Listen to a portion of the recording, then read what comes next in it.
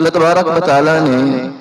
ساری کی ساری عزتیں جو رکھی ہیں وہ دین پر چلنے میں رکھی ہیں، اور دین کو سیکھنے میں اور دین کو زندگی میں لانے پر رکھی ہیں۔ کبھی بھی اللہ تبارک و تعالیٰ نے جو عزتیں ہیں وہ مال و اسباب میں نہیں رکھی ہیں۔ کوئی آدمی یہ سمجھے کہ مال و اسباب کے اندر عزت نظر آتی ہے کہ جہاں بھی آدمی جاتا ہے وہاں لوگ اس کی بڑی عزت کر رہے ہوتے ہیں، جس کے پاس مال و اسباب ہوتے ہیں، تو آپ اندازہ لگائیں اگر مال و اسباب کی وجہ سے اس کی عزت ہو رہی ہو تو جب مال چلا جاتا ہے تو پھر تو اس آدمی کی عزت نہیں رہتی۔ مراد یہ ہوئی، پتہ یہ چلا کہ جو عزت ہو رہی تھی وہ مال کی ہو رہی تھی، اس شخص کی عزت نہیں ہو رہی تھی۔ کہ عزت تو اللہ تبارک و تعالیٰ نے دین کے اندر رکھی ہے، اور جس آدمی کی آخرت بنتی ہے اللہ تبارک و تعالیٰ اس بندے کی دنیا بھی بنا دیتے ہیں۔ اور آخرت بننے کا یہ اثر ہے کہ اللہ تبارک و تعالیٰ دنیا کے اندر لوگوں کے دلوں میں اس کی محبت کو پیدا فرما دیتے ہیں۔ کتنے ہی واقعات ہیں کہ لوگ جو اللہ تعالیٰ کے احکامات پر چلنے والے تھے اللہ تبارک و تعالیٰ نے ان کو عزتوں سے نوازا، اور جو لوگ اللہ تعالیٰ کے حکم پر چلنے والے نہیں تھے، چاہے بڑے رتبوں والے تھے دنیا کے اعتبار سے، لیکن لوگوں کے ہاں ان کی عزت اور منزلت کچھ بھی نہیں تھی۔ آپ دیکھیں کہ حضرت موسیٰ علیہ السلام اللہ تبارک و تعالیٰ کے پیغمبر ہیں، اور اللہ تعالیٰ سے تعلق ہے، اللہ تعالیٰ کی معرفت ہے، تو لوگوں کے ہاں ان کی عزت ہے کہ اللہ تبارک و تعالیٰ آخرت ان کی بنی ہوئی دنیا کے اندر بھی ان کو دریاؤں سے بھی رستے عطا فرماتے ہیں۔ اور اس کے ان کے بالمقابل فرعون ہے کہ جو ظاہری طور پر دنیا کا بڑا بادشاہ، جس کا بڑا نعرہ تھا انا ربکم الاعلی، اس کے باوجود سارے مال و اسباب اس کے پاس موجود ہیں، بڑی بڑی فوجیں اس کے پاس موجود ہیں، لیکن پانی کے اندر غرق ہو رہا ہے، وہ ساری کی ساری اس کی عزت وہ خاک میں مل رہی ہے۔ نمرود بڑا بادشاہ دنیا کا گزرا، حضرت ابراہیم علیہ السلام کے مقابلے میں حضرت ابراہیم علیہ السلام کو اللہ تبارک عزت عطا فرما رہے ہیں کہ دین ان کی زندگی میں ہے، اور ان کے بالمقابل نمرود ہے کہ نمرود بڑا بادشاہ ہے،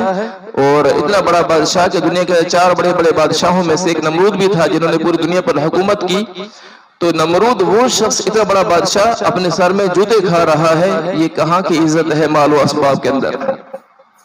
اس میں دوستو بھائیو یہ منع نہیں کیا جا رہا کہ مال و اسباب کمانے نہیں چاہیے، اس کے حلال کمانا نہیں چاہیے، اس کے حلال کمانے سے کوئی منع نہیں کیا جا رہا، لیکن کوئی آدمی یہ سمجھے کہ مال و اسباب میں ایسی دوڑ لگانا کہ کوئی آدمی دین سے دور ہو جائے، دین کو ہی چھوڑ بیٹھے، اور یہ سمجھے کہ ساری عزت اسی کے اندر ہے، یہ سراسر دھوکہ ہے۔ کہ یکرم الرجل مخافۃ شرہ، کے بعض دفعہ یوں بھی ہوتا ہے کہ کسی آدمی کے شر سے بچنے کے لوگ اس کی عزت کرتے ہیں، اور وہ سمجھ رہا ہوتا ہے کہ میری لوگ بڑی عزت کرتے ہیں، ایسا نہیں ہوا کرتا۔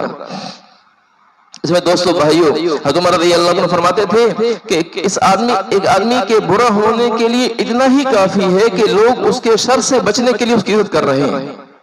کہ جو بڑے بڑے عہدوں والے ہوتے ہیں کہ کیا کرتے ہیں، لوگ ان کی عزت کر رہے ہوتے ہیں، حقیقتاً ان کی عزت نہیں ہو رہی ہوتی، اگر ان کی زندگی میں دین نہیں ہے ان کی عزت نہیں ہو رہی ہوتی، بلکہ لوگ اس کے شر سے بچنے کے لیے اس کے سامنے جھک رہے ہوتے ہیں۔ تو مثال کے طور پر کوئی کسی علاقے کا بڑا حاکم آ جاتا ہے اور وہ کسی جگہ پہنچتا ہے اور لوگ اس کو پسند نہیں کرتے ہیں، لیکن سامنے اس کے ایسے ادب سے کھڑے ہوتے ہیں کہ جب سے سب سے بڑی عزت اس کی ہو، لیکن حقیقت معاملہ کیا ہوتا ہے کہ اس کے شر سے بچنے کے لیے کہ اگر آج اس کو عزت نہیں دیتے ہیں تو کل میں نقصان پہنچائے گا۔ اس میں دوستو بھائیو عزت اللہ تبارک و تعالیٰ نے دین میں رکھی ہے، اور اللہ تبارک و تعالیٰ نے اپنے علم کے اندر رکھی ہے۔ حضرت عبداللہ ابن مبارک رحمہ اللہ تعالی، یہ جہاں ہارون رشید رحمہ اللہ تعالیٰ ان کی بادشاہت تھی رکا علاقہ میں، تو وہاں پر یہ تشریف لائے تو اتنا بڑا شور مچ گیا، اور لوگ جو ہے وہ حیران ہو گئے کہ اتنا بڑا شور کہاں سے آ رہا ہے، کسی اور ملک والوں نے حملہ کر دیا ہے ہمارے اوپر۔ تو ایک عورت وہ محل کے اوپر چڑھی، اس نے دیکھا کہ سامنے جو ہے بہت بڑا مجمع ہے، تحقیق کی معلوم ہوا کہ عبداللہ ابن مبارک رحمہ اللہ تعالی وہ تشریف لائے ہیں یہاں پر، عبداللہ ابن مبارک تشریف لائے ہیں، اور یہ 30,000 کا مجمع جمع ہوا ہے ان کے استقبال کے لیے۔ اس عورت نے کہا کہ ہارون رشید کی بادشاہت تو بہت بڑی ہے، حالانکہ بڑے نیک صالح حکمرانوں میں شمار ہوتے ہیں، فرمایا کہ کہنے لگی کہ ان کی عزت تو بہت ہے، ان کی بادشاہت تو بہت بڑی ہے، لیکن حقیقی عزت یہ ہے جو ان کو حاصل ہے کہ لوگ صرف اور صرف محبت کی وجہ سے سامنے آ رہے ہیں، اور لوگ ان کے استقبال کے لیے آ رہے ہیں صرف اور صرف محبت کی بنیاد ہے۔ تو دوستو بھائیو، جس آدمی کی زندگی میں دین ہے اللہ تبارک و تعالیٰ کی عزتوں سے نوازتے ہیں۔ حضرت بلال حبشی رضی اللہ تعالیٰ عنہ غلام در غلام ہیں، ظاہری حسن و جمال کے اعتبار سے وہ نہیں ہے کہ جو اس زمانے کا ابو لہب ایک بہت زیادہ خوبصورت شمار ہوتا ہے، لیکن اس کے باوجود اللہ تبارک و تعالیٰ ابو لہب جو دین سے دور ہے، اللہ تبارک و تعالیٰ اس کے بارے میں تو سورت اتار رہے ہیں کہ ابو لہب کے ہاتھ ٹوٹ جائیں، کہ اس کے نہ ہی مال نفع دیا ہے، نہ ہی اس کے اسباب نے اس کو نفع دیا ہے۔ اللہ تبارک و تعالیٰ اس کے بارے میں یہ فرما رہے ہیں، اور حضرت بلال حبشی رضی اللہ تعالیٰ عنہ کے بارے میں اللہ کے نبی صلی اللہ علیہ وسلم شاہ فرما رہے ہیں کہ بلال کے قدموں کی آہٹ میں نے جنت میں اپنے آگے سنی ہے۔ یہ بنیاد کیا ہے؟ کہ بنیاد دین ہے، کہ دین پر چلنا، جو آدمی دین پر چلتا ہے اللہ تبارک و تعالیٰ عزتوں سے نوازتے ہیں۔ اس میں دوستو بھائیو، یہ منع میں پھر بار بار عرض کر رہا ہوں، یہ منع نہیں کیا جا رہا ہے کہ آپ دنیا کے جو مال و اسباب ہیں وہ اپنے پاس نہ رکھیں، ان کو پھینک دیں، یہ نہیں کہا جا رہا، بلکہ مراد یہ ہے کہ ہم سارے کے سارے اسباب کو ہوتے ہوئے اللہ تبارک و تعالیٰ کے حکم کو نہ چھوڑیں، اللہ کے نبی صلی اللہ علیہ وسلم کے سنت طریقے کو نہ چھوڑیں۔ حضرت ابو ہریرہ رضی اللہ تعالیٰ عنہ، آپ اندازہ لگائیں کہ کتنی فقر و فاقہ کی حالت ہے۔ وہ فرماتے ہیں کہ میں مسجد نبی کے میں پڑا ہوا ہوتا تھا بے ہوشی کی حالت میں، اور لوگ سمجھتے تھے کہ شاید ابو ہریرہ کو جنون ہو گیا ہے۔ اس زمانہ میں جنون کا جو علاج تھا وہ گردن کو پاؤں کے ساتھ دبانے سے ہوا کرتا تھا، تو کہتے ہیں کہ لوگ آ کر اپنے پاؤں سے میری گردن کو دباتے تھے کہ شاید جنون ہو گیا ہے، اس کی حالت ٹھیک ہو جائے، لیکن لوگوں کو معلوم نہیں تھا کہ میری بھوک تھی جس کی وجہ سے میں بے ہوش پڑا ہوتا تھا۔ لیکن اس کے باوجود سب سے زیادہ حدیث نقل کرنے والے کون ہیں؟ حضرت ابو ہریرہ رضی اللہ تعالیٰ عنہ، کہ 5000 سے زیادہ ان کی احادیث ان سے منقول ہیں۔ تو اندازہ لگائیے کہ جن کی زندگی میں دین ہے اللہ تبارک و تعالیٰ ان کو کیسی عزت نواز رہے ہیں کہ آج تک حدیث روایت کرتے ہیں عن ابی ہریرہ رضی اللہ تعالیٰ عنہ قال ابو ہریرہ۔ دیکھو دوستو بھائیو، کتنی عزتیں ہیں اللہ تبارک و تعالیٰ کی طرف سے جو عطا کی جا رہی ہیں۔ تو ہم اپنی زندگی میں دین کو لانے کی کوشش کریں، ہم اپنے معاملات کو بھی دیکھیں، معاشرت، معیشت، اخلاقیات کو بھی دیکھیں، ساری کی ساری چیزوں کو دیکھیں، اندازہ ہو جائے گا کہ ہم دین پر کتنا عمل پیرا ہے۔ اور اس سے بڑھ کر ہمارے ہاں عمومی طور پر پریشانی کی حالت یہ ہے کہ لوگ اس کو دینداری سمجھتے ہیں کہ زیادہ سے زیادہ اپنی اولاد کے بارے میں سے اتنا سوچ لیتے ہیں کہ چلو ان کو ناظرہ قرآن پاک پڑھا دیں اور ان کو کلمے اور نماز اور چھوٹی موٹی جو دعائیں ہیں یہ سکھا دیں، کہتے ہیں بس یہ ہم نے دین کو حاصل کر لیا۔ یہ بات یاد رکھیں کہ تفصیلی علم حاصل کرنا اگرچہ ہر ایک پر فرض نہ ہو، لیکن جتنا ضروری علم ہے وہ سیکھنا ہر ایک پر فرض ہے۔ اور ضروری وہ ہوتا ہے، ضرورت ضرر سے ہے کہ جس علم کے نہ ہونے کی وجہ سے آدمی کے عبادات، معاملات، معاشرت، معیشت، اخلاقیات ان میں کوتاہی ہو جائے، یہ ہے وہ ضرر کہ جس ضرر کو دور کرنے کے لیے علم حاصل کرنا ضروری ہے۔ تو اس میں دیکھیں ہم جو عبادات جو کرتے ہیں، کیا ہمیں عبادات کے مسائل معلوم ہیں؟ کہ صرف نماز کو ہی لے لیجئے، اندازہ ہو جائے گا کہ نماز کے کتنے مسائل ہمیں معلوم ہے، کتنی چیزوں سے نماز ٹوٹ جاتی ہے، ہمیں کتنا معلوم ہے اس کے بارے میں۔ نماز شروع کرتے ہیں اور نماز شروع کرنے سے لے کر نماز کے آخر تک کتنے مسائل ہیں، 100 مسائل ہیں جو نماز سے متعلق ہیں۔ اب یہ 100 مسائل ہر ایک کا سیکھنا فرض ہے، ضروری ہے۔ کتنے مسائل لوگوں کو معلوم ہے کہ 18 مرتدات کتنے لوگوں کو معلوم ہے، اور جس کے 13 فرائض ہیں، 14 واجبات ہیں، کتنے لوگوں کو معلوم ہے کہ واجب کے چھوڑ دینے کی وجہ سے سجدہ سہو واجب ہوا، اب کوئی آدمی سجدہ سہو نہ کر سکا، اس کی نماز پوری نہیں ہوئی ہے، واجب الاعادہ ہے، لیکن کیا سمجھے ہیں کہ نماز پوری ہو چکی ہے، حالانکہ نماز میں خرابی واقع ہو چکی ہے۔ تو دوستو بھائیو، یہ سیکھنا ضروری ہے، یہ بنیاد ہے، بنیاد۔ یہ تو میں نے صرف ایک عبادت میں سے صرف ایک چیز کے بارے میں عرض کیا ہے۔ اس طرح روزہ ہے، حج ہے، زکوٰۃ ہے، یہ ساری کی ساری چیزیں دیکھ لی جائیں تو آدمی کو اندازہ ہو کتنا علم سیکھنا ضروری ہے۔ اور معاملات کو دیکھیں، ہم جس کاروبار کے اندر مشغول ہیں اس کاروبار کے ہم نے کتنا علم حاصل کیا ہے تو اندازہ ہو جائے گا۔ تو اس لیے دوستو بھائیو، جتنے ہمیں ضرورت ہے اس کا علم سیکھنا ضروری ہے، اور ضرورت کو ہم اپنے اعتبار سے خود متعین نہیں کر سکتے ہیں کہ ہمارا علم سیکھنے کی بس اتنی ضرورت ہے، یہ تو ہمیں شریعت بتائے گی کہ ہماری کتنی ضرورت ہے۔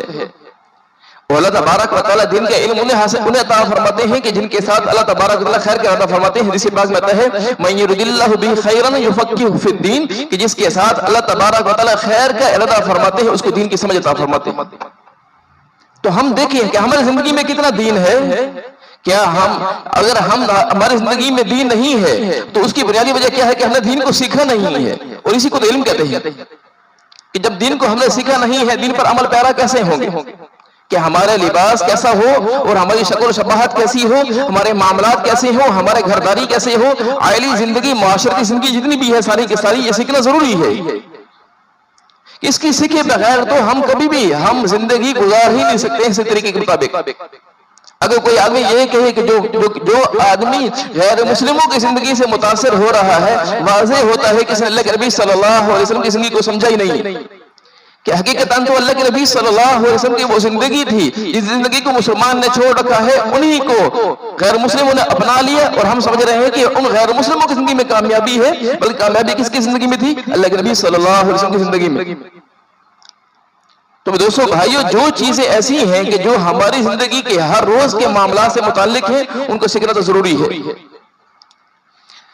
کہ آج تو معاملہ یہ ہے کہ اللہ تعالیٰ حفاظت فرمائے کہ اولاد کے بارے میں یہ فکر تو ضرور ہے کہ ان کے سکول کالج کی پڑھائی کے بارے میں فکر ضرور ہے، میں اسے منع نہیں کر رہا، لیکن دین کی ان کی جو بنیادی ضرورت ہے اس کے بارے میں کتنی فکر کی ہے؟ کہ ماں کی گود سب سے بنیادی، سب سے پہلی تربیت گاہ ہے۔ ماں کو ہی پتہ نہ ہو کہ دین کتنا ہماری زندگی میں ضروری ہے، اولاد کی تربیت کس طریقے سے کرنی ہے۔ کہ عمومی طور پر معاملہ یہ ہو رہا ہے کہ بچے کو موبائل دے دیا جاتا ہے، اس میں مختلف چیزیں وہ دیکھ رہا ہے، کیا اس طریقے سے تربیت ہو سکتی ہے؟ کہ مائیں تو اپنی اولاد کو اللہ کا دین سکھایا کرتی تھی، کہ ہر چیز ماں سکھایا کرتی تھی۔ جب ماں کی زندگی میں ہی دین نہ ہو تو پھر بتائیے کہ اولاد کی زندگی میں کیسے دین آئے گا؟ اور اسی طرح جب باپ کی زندگی میں دین نہیں ہوگا تو وہ اولاد کو کبھی بھی، ایک باپ کی زندگی میں خود نماز نہیں ہے، وہ اپنی اولاد کو مسجد میں کیسے لے کے آئے گا نماز کے لیے؟ ایک باپ خود روزہ رکھنے والا نہ ہو، وہ اولاد کو کیسے اس حکم پہ کھڑا کر سکتا ہے؟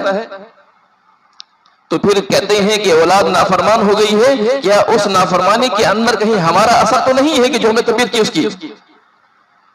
جب بچپن سے ہی آپ اولاد کو اس بات پر تیار نہیں کرتے ہیں کہ وہ اللہ کے حکم پر چلنے والی ہو اور اللہ کے نبی صلی اللہ علیہ وسلم کی سنت پر چلنے والی ہو، جب شروع سے بنیاد سے آپ اس بات پر تیار نہیں کرتے ہیں تو بڑے ہو کر وہ خاک اللہ کے حکم پر چلنے والی ہوگی؟ سوال ہی پیدا نہیں ہوتا۔ اور یہ بات یاد رکھیں، جو اللہ کے دین پہ چلنا نہیں جانتا ہے وہ کبھی بھی آپ کو عزت نہیں دے سکتا ہے۔ کہ دین ہی اللہ کا دین ہی ہمیں سکھاتا ہے کہ والدین کی عزت کیسے ہوتی ہے، اولاد کی تربیت کیسی ہوتی ہے، معاشرے میں لوگوں کے ساتھ معاملات کیسے ہوتے ہیں، اور اللہ کے حکم پر چلنا کیسے ہوتا ہے، دین ہی میں سکھاتا ہے۔ اور دین کو سیکھنے کا نام ہی تو علم ہے۔ اب اندازہ لگائیے کہ علم کتنا ہماری زندگیوں میں ہے، کہ قرآن حدیث سے اتنی دوری ہو چکی ہے۔ اللہ تعالیٰ حفاظت فرمائے کہ اس کی فکر بھی نہیں ہے کہ اس کو سیکھنا بھی ضروری ہے۔ حالانکہ اللہ تبارک و تعالیٰ نے قرآن پاک میں اپنے حبیب صلی اللہ علیہ وسلم سے کہیں یہ نہیں فرمایا ہے آپ ہم سے مانگیے، صرف علم کے بارے میں فرمایا اپنے حبیب سے، وَقُلْ رَبِّ زِدْنِی عِلْمًا، اے حبیب آپ ہم سے کہیے، آپ مانگیے، آپ کہہ دیجئے اے میرے رب میرے علم میں اضافہ فرما۔ تو دوستو بھائیو، ہم اللہ سے کیا مانگتے ہیں؟ ہم دنیا کے مال و اسباب تو بہت مانگ لیے، لیکن کبھی اللہ سے یہ نہیں مانگا کہ یا اللہ ہمیں دین کا شعور بھی عطا فرما دے۔ اس کے لیے فکر کتنی کی ہے، کوشش کتنی کی ہے؟ تو دوستو بھائیو، اس کے لیے ہم فکر کریں، کوشش کریں، اپنے اوقات میں سے کچھ نہ کچھ وقت تو نکالیں کہ جو ہمارے دین کے علم حاصل کرنے کے لیے ہو جائے، کہ ہر روز کے اعتبار سے کچھ نہ کچھ وقت ہم دین کے لیے دیں گے، تب زندگی کے اندر آئے گا۔ کہ عمل کرنا چاہتے ہیں تو عمل کرنے کے لیے علم ہونا ضروری ہے، علم اور عمل کا جوڑ ہے آپس کے اندر۔ اگر عمل کرنا چاہتے ہیں تو اس کے لیے علم حاصل کرنا ضروری ہے، اور علم تب باقی رہتا ہے جب عمل کے اندر ہو۔ تو دونوں چیزیں لازم ملزوم ہیں، اور جو چیزیں لازم ملزوم ہوا کرتی ہیں وہ ایک دوسرے کا بدل نہیں ہوا کرتی ہیں۔ اللہ کرے میں اپنی بات سمجھا پاؤں آپ کو، کہ جو چیزیں ایک دوسرے کو لازم ملزوم ہوا کرتی ہیں وہ کبھی ایک دوسرے کا بدل نہیں ہو سکتی ہیں۔ کوئی آدمی عمل کر رہا ہے لیکن علم زندگی کے اندر نہیں ہے، یہ علم کا بدل نہیں ہو سکتا۔ نماز تو پڑھ رہا ہے لیکن نماز کو سیکھ کر نہیں پڑھ رہا ہے، اس کی نماز نفع دے گی اس کو؟ ایک آدمی نماز نہیں سیکھا ہوا، نماز کے الفاظ غلط پڑھ رہا ہے، جیسے امید طور پر ہو رہا ہے